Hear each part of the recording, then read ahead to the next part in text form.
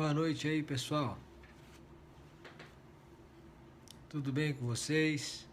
Pessoal de Recife, do Rio de Janeiro, de Catanduva, pessoal de Goiatuba, sexta-feira agora estaremos aí.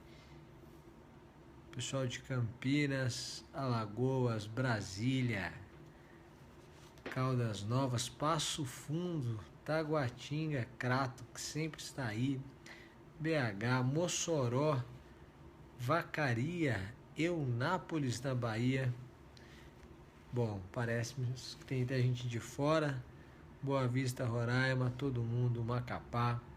Vamos bater um papo hoje sobre o que você tem.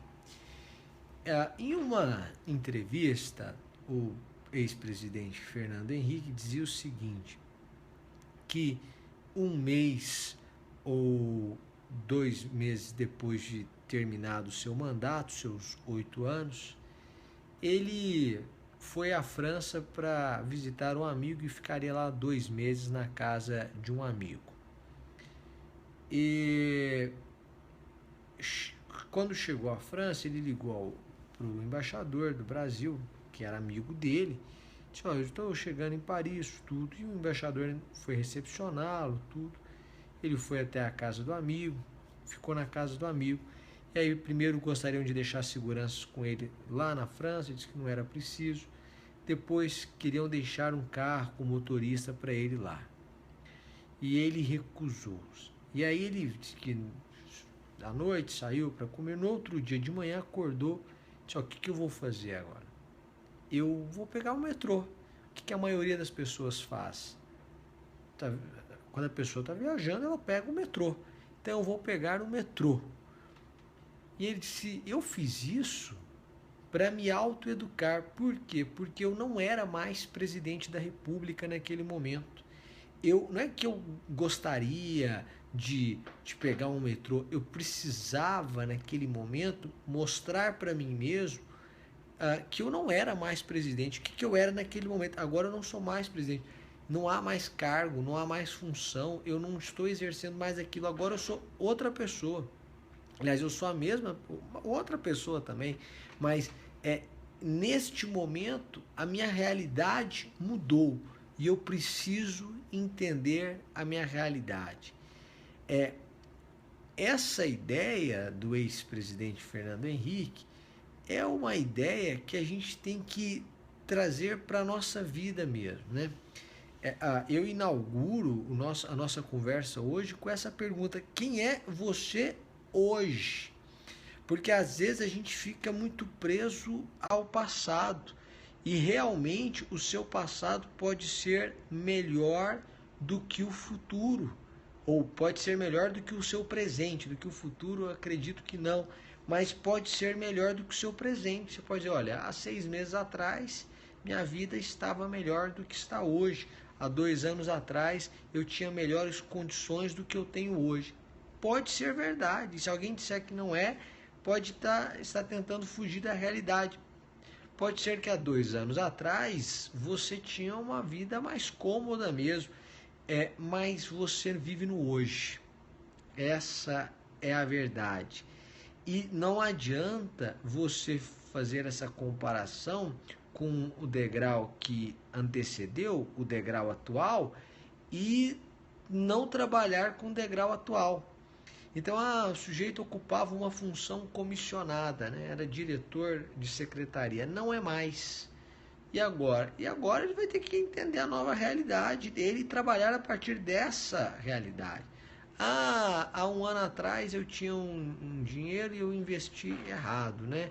E aí eu não tenho mais, tenho metade desse valor. Bom, mas é o que você tem agora. O relacionamento, a mesma coisa. Você precisa aprender com o passado, mas você precisa entender que você trabalha com o presente. É trabalhar com a sua realidade. Não é trabalhar com a realidade do outro, que tem 1 milhão de possibilidades a mais do que você, e nem trabalhar com a realidade do outro que era você há 1 ano atrás. Então não diz, não, eu era assim há um ano atrás. Há um ano atrás você era outro. Então não trabalhe, a gente fala muito, não trabalhe com a realidade do outro. E aí você pensa no João, no José, nas pessoas que não são você. Mas não trabalhe com a realidade de você, ou com a própria realidade, ou com a realidade que você tinha há um ano atrás, porque há um ano atrás você também era outro. Hoje você é uma outra pessoa, porque há uma outra realidade que está na sua frente. E não adianta você ficar comparando o passado com o presente, chegando à conclusão, às vezes verídica, de que seu passado era melhor. Se você pegar o Japão pós-Segunda Guerra, quer dizer, as pessoas sempre dão esse exemplo, mas eles deram aos japoneses um país destruído. E aí o japonês poderia olhar e falar assim, gente, antes do ataque, eu tinha um país dessa forma há um mês atrás.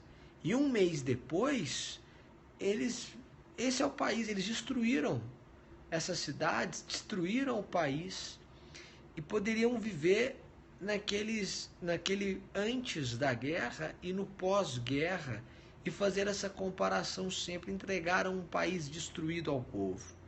E o que o povo fez? Fez a segunda potência mundial. O japonês é um exemplo, porque eles souberam trabalhar com a sua realidade. Imagine entregar um Brasil ao japonês. Então, o que você precisa perceber é que a habilidade do japonês é a habilidade de quem conseguiu enxergar a sua realidade, e isso não o impediu de construir grandes coisas, de realizar grandes feitos. Por quê? Porque primeiro ele entendeu qual era a sua realidade. E segundo, a sua realidade não significou mediocridade de pensamento. A sua realidade pode ser pior do que a do passado, o seu presente pior do que o passado. Isso pode ser inclusive objetivamente aferido. Você consegue fazer uma análise fria e perceber que o seu presente é pior do que o seu passado, mas isso não legitima uma mediocridade de pensamento. Perceba com esse exemplo do japonês, do sujeito que teve um presente pior do que o passado e conseguiu construir um grande feito.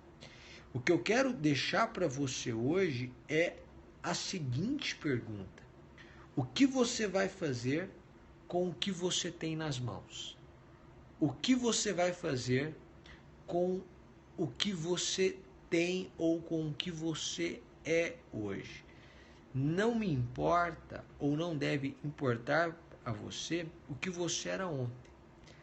Aprenda com o que passou. Tem que aprender, porque isso é inteligência, isso é sabedoria. Mas a pergunta é: o que você vai fazer com o que você tem hoje? O que você tem feito com essas 3 horas livres que você tem hoje por dia?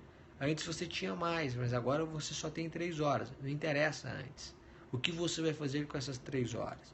O que você vai fazer com o seu final de semana, que agora vai ter que ficar umas 5, 6 horas no sábado, talvez estudando? O que você vai fazer com essa nova realidade, é que agora você precisou voltar a trabalhar para ajudar nas contas em casa, porque a outra pessoa perdeu a função, ou perdeu o trabalho, ou mudou de trabalho, não sei. Mas a pergunta é: o que você vai fazer com o que você tem nas mãos? Se você tem nas mãos 2, 3 horas para investir em você mesmo, se você tem um relacionamento para investir nesse relacionamento e que anda cambaleando, a pergunta é: o que você vai fazer com o que você tem nas mãos? Mas antes de você responder, lembre-se do exemplo dos japoneses. A destruição, mesmo a destruição, não legitima a mediocridade de pensamento. Então, guarde isso para você. A pergunta dessa quarta-feira, amanhã a gente conversa sobre a crônica, vocês acho que não receberam ainda, devem receber hoje ou amanhã cedo. A pergunta que você deve fazer para você mesmo é: o que você vai fazer com o que você tem nas mãos? E não se esqueça, ainda que esteja destruído, a destruição não legitima a mediocridade de pensamento. Encare a realidade, ainda que nova e ainda que não seja a melhor, ou não seja melhor do que a realidade passada. Mas tenha a consciência de que isso não impede você de grandes feitos. Destruíram um país e levantaram um país. E quem faz isso são pessoas.